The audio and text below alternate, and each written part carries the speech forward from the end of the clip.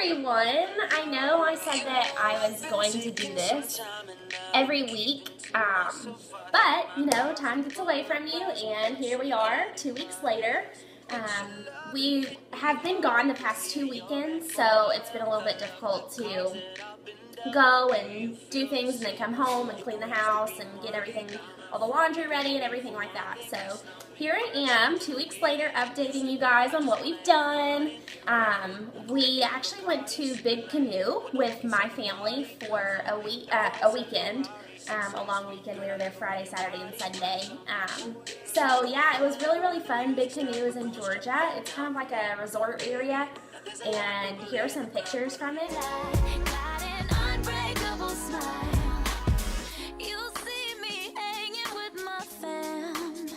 That don't mean I'm living in a bubble. You'll find me at church, but that don't mean the next weekend we went to Asheville with my husband Trevor's family, and it was really, really cool because we went to the Biltmore, and that was a really good history lesson for me. My husband's super into history, and he loved it, and his family loved it. It was just really, really, really hot. So Remy fell asleep halfway through it, so she can't really say that she's been to it, I guess, and she was, 7 months old. So, but yeah, so that was so much fun, and we went shopping and got a few things for the house, and so that was really, really fun. And here are a few pictures from that.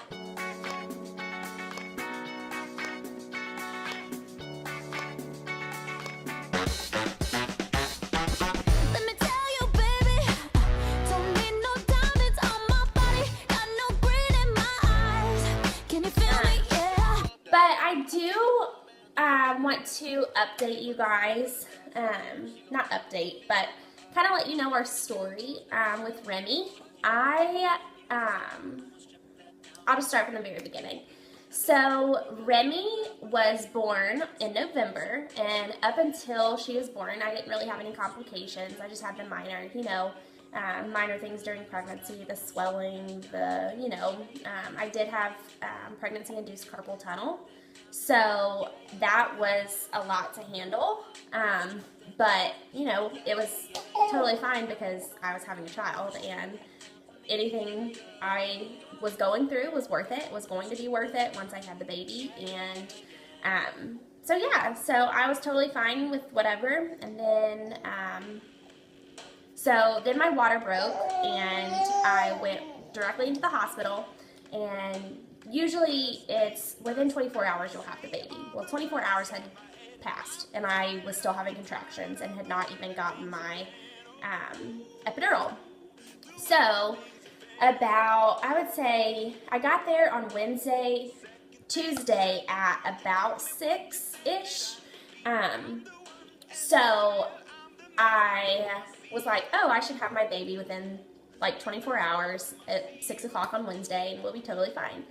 Well, I didn't even get my epidural, like I said, until after 24 hours. Well, ended up I had a fever, so she was going to have to be in the NICU, and they told me that because I had a fever, and she had been in my belly without the amniotic fluid, or however you say it. I don't really know how you say it, but so she had been in my belly basically without water, because the water broke.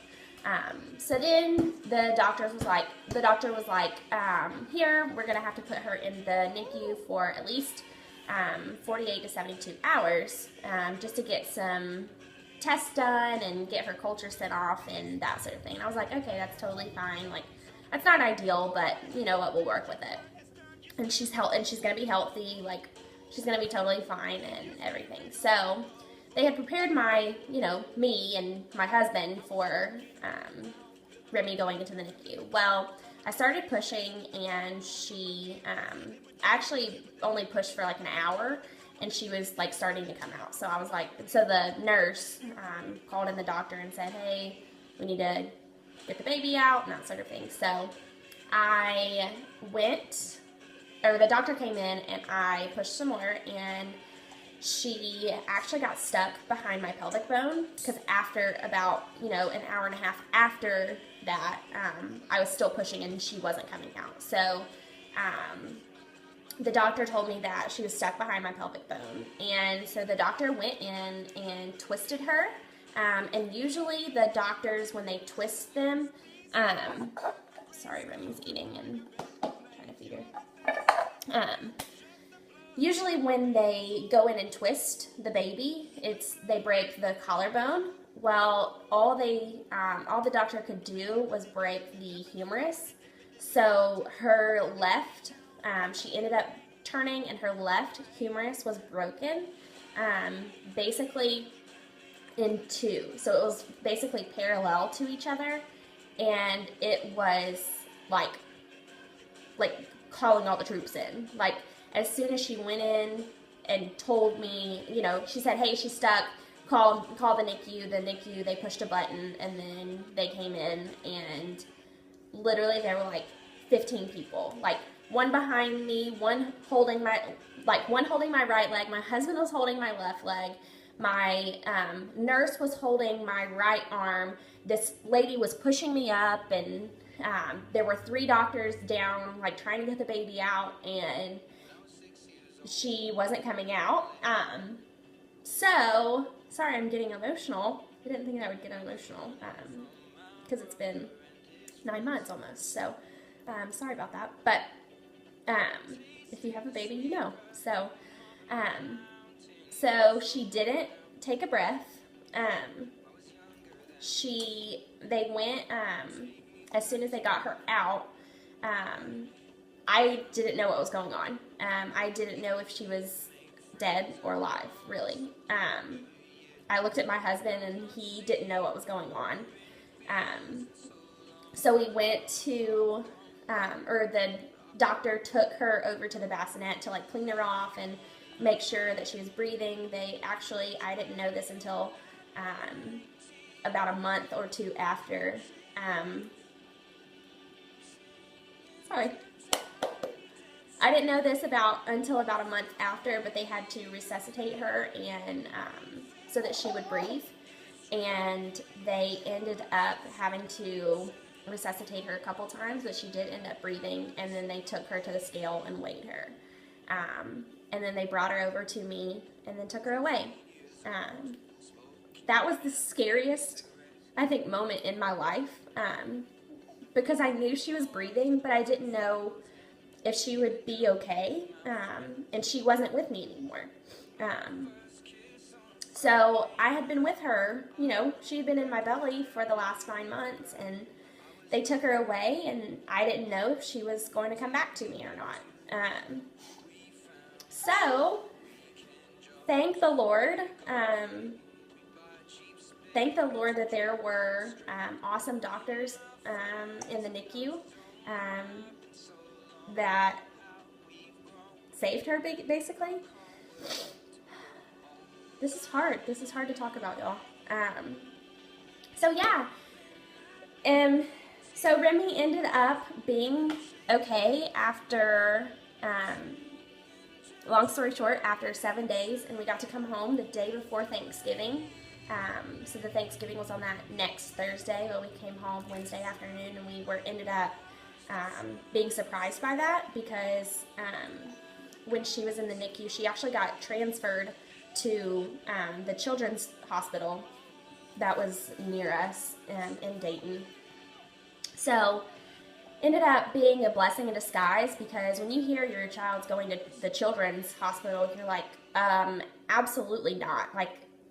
What's wrong with my kid? Like, why is she doing this? Why is she, why is this happening to me? Why is this happening to her? Like, she is an infant. She can't help it.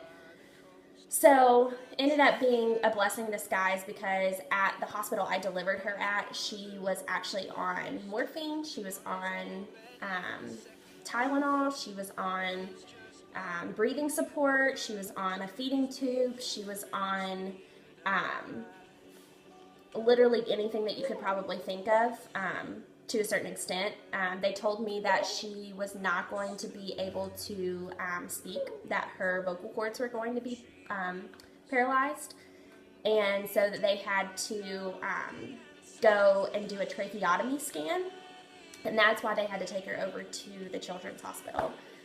So like I said, a blessing in disguise for sure, because when we got to Children's, they treated us right, and she literally did a complete 180 within the next 24 hours. So she was not on morphine. She had had one dose of, I forget what the drug's called, but it was like a step up from Tylenol. So she was still on her feeding tube, but she ended up, because she's feisty, and we should have known that beforehand, before we brought her home, and before, you know, she has a personality now. She took her feeding tube out, like ripped it out herself, because the doctors were like, if, you know, she's still on a feeding tube and she's not eating this amount of food, of formula, like within 24 to 48 hours, like, we're gonna have to keep her another day. And the nurse looked at me and she goes, well, Remy took her feeding tube out, so it looks like we're not putting that back in. And I was like, what? Is that a bad thing? She goes, well, it's a good thing for you guys if she eats, you know, like if she is, you know, eating well enough to go home. And so I was like praying, and there were so many people that were in our corner in that Children's Hospital, and it was amazing, and it was literally, my daughter is a miracle. They told me, you know, like I said earlier, they told me that her arm was broken. She wasn't going to be able to do this, and this. Her vocal cords were going to be paralyzed. She was going to have problems later on because, you know, of the broken arm and this and that. And she is a fireball. Like, she is amazing. She is, in my opinion, the best baby. But I've also never had another baby, so yeah, I just wanted to let you guys know, like, my story, you know, and my story with my daughter, and how this basically brought our family together. My husband and I were never closer. We got closer and closer, and he was, I'm gonna cry because he was so amazing. He was the best support for me, because I was broken. I thought my daughter was dying, and yeah, and Remy even thinks that Dada is awesome. So yeah, I can't even believe that this is where we are. If you would have told me almost 9 months ago, that this is where we would be, and that would be our story, then I wouldn't have believed you. So I give all the honor to God, and I honestly couldn't do this without him and without my families, with both of my families. So yeah, that's our story. If you have any questions at all, I know that this is not an easy subject to relive, but if you have been through the same thing,